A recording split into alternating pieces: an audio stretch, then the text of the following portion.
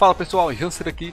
No vídeo a gente vai estar falando aqui sobre o hook useRef. A gente vai estar entendendo aqui como que a gente usa ele, quando que a gente usa ele, por quê, né? Qual o problema que o useRef vai estar resolvendo aí pra gente e quais as vantagens da gente estar usando isso aí na nossa aplicação.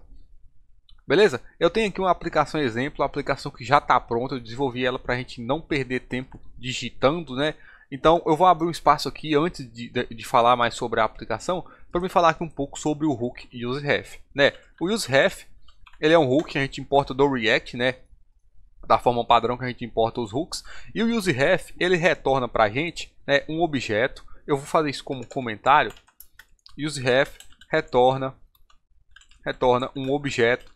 E esse objeto ele tem a seguinte estrutura. Ele é um objeto com a propriedade current, certo? E aqui dentro dessa propriedade current que a gente vai ter os nossos dados, né? Os dados que a gente está trabalhando aqui com o useRef. Então, independente de quando a gente usa, como que a gente usa, o useRef sempre vai ter dentro dele a propriedade current, que aí dentro dessa propriedade current que vai estar o nosso dado. Beleza? Então, com isso em mente, a gente pode também analisar o fato de que o useRef ele retorna para a gente esse objeto, e esse objeto ele é um objeto que já é aplicado o conceito de memorização. O que é isso? Eu falei disso, né, nas aulas passadas, que é o conceito de igualdade referencial, porque no JavaScript, se eu tenho aqui um objeto A, né, const A vai receber um objeto, e eu tenho outro objeto, né, const B vai receber um outro objeto, se eu faço essa comparação, né, de A é igual a B, ele vai retornar isso aqui como falso, porque esses dois objetos foram criados em lugares diferentes da memória, né, em referências diferentes da memória.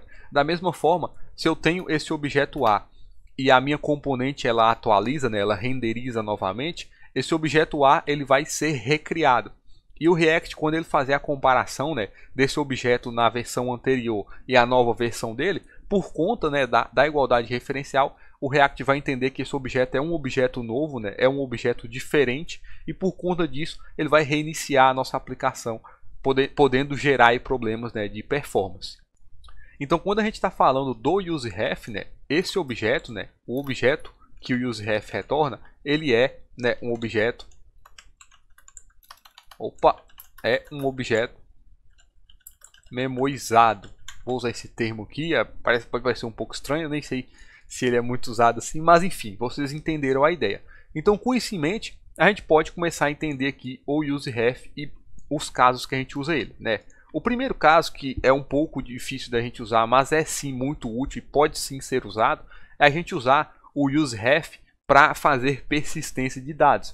Por quê, né? O useRef, falando aqui um pouco da sintaxe dele, ele é bem simples. A gente só define, né, o useRef e entre parênteses a gente pode passar aqui um valor inicial. Isso aqui pode ser um objeto, pode ser uma lista, pode ser um string, pode ser um número, pode ser e além disso, né, pode ser um elemento da DOM, né, um elemento aqui do nosso JSX. Então a gente pode passar um valor inicial para esse useRef, e independente de quantas vezes ou como a nossa componente renderiza, o valor que foi passado para o useRef ele vai ser persistido, né? Ele vai sempre ser o mesmo. Então eu posso criar aqui uma referência, né? Eu vou duplicar aqui, que vai chamar-se data, né? Ele começa com esse data aqui é de dados, né, em inglês.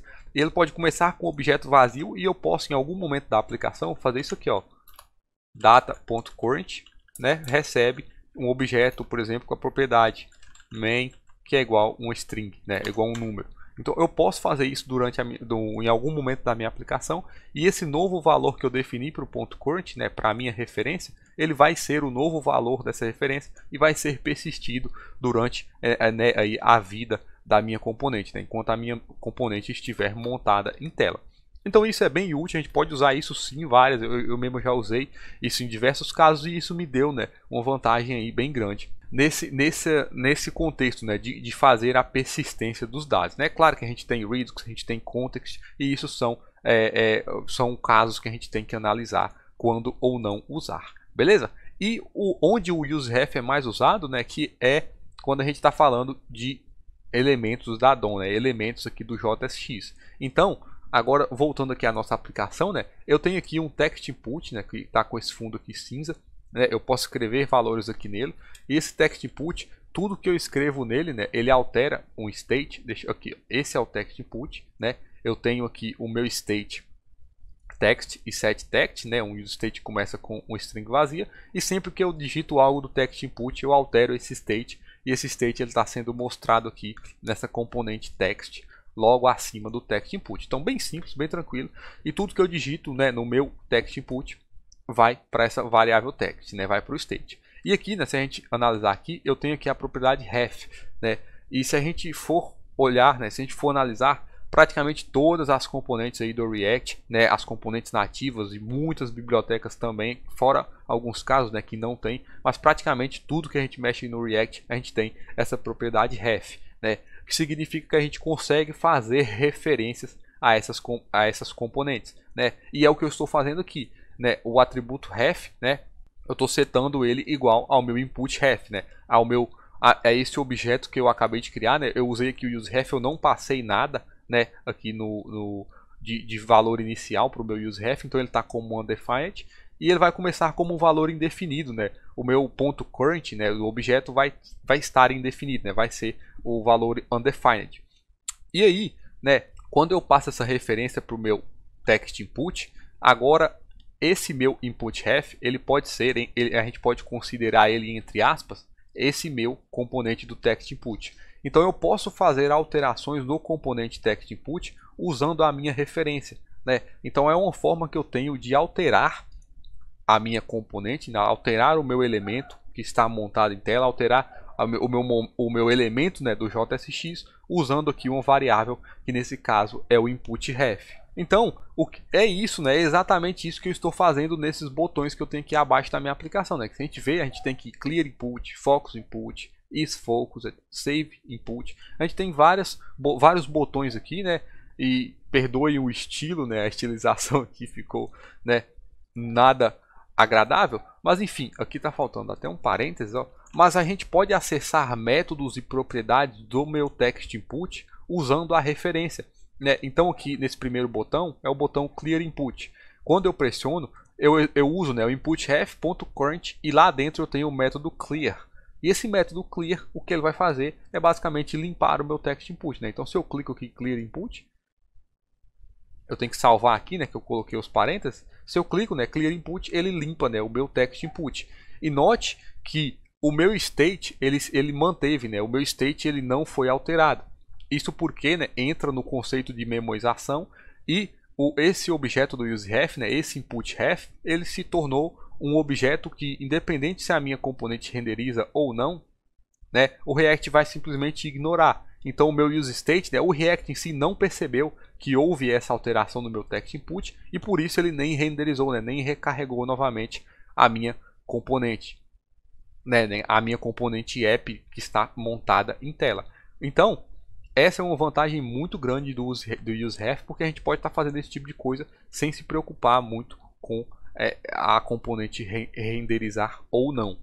Então a gente tem aqui, né, outros métodos, né, por exemplo, aqui o focus input, né, que eu dou input ref.current.focus. E o que isso aqui faz? Eu vou até reiniciar a aplicação. Na verdade eu posso até, eu vou reiniciar para a gente ver que quando eu clico aqui nesse focus, né, eu executo o método focus, eu vou basicamente focar no meu input ref, né? Então eu vou apertar aqui em focus e ele focou no meu text input, abriu até o teclado aqui para mim digitar. Então são métodos, né? Aqui a gente tem o terceiro botão, né, isFocus, que ele vai executar o método isFocus e vai retornar. Aqui eu estou dando um console log, né, para a gente ver no console. Se eu aperto isFocus, ele retornou true, né? True porque o meu text input ele está focado, né? Se eu reiniciar aqui a aplicação para ele não estar focado, né? Esse focado não está, no caso do text input, é quando a gente tem a possibilidade de digitar, né? A gente tem aqui o cursor que permite a gente digitar. Se eu pressiono aqui agora, né, o isFocus, ele vai retornar ali falso. Por quê? Porque não está focado, né, o text input. Obviamente, se eu aperto no text input e aperto aqui o isFocus, ele retornou aqui para mim true. Então são métodos bem úteis, né? A gente consegue estar fazendo essas alterações. Eu posso até, né, aqui eu tenho uma funçãozinha save input, que eu basicamente eu dou, né, eu faço aquilo que eu falei mais cedo aqui no vídeo.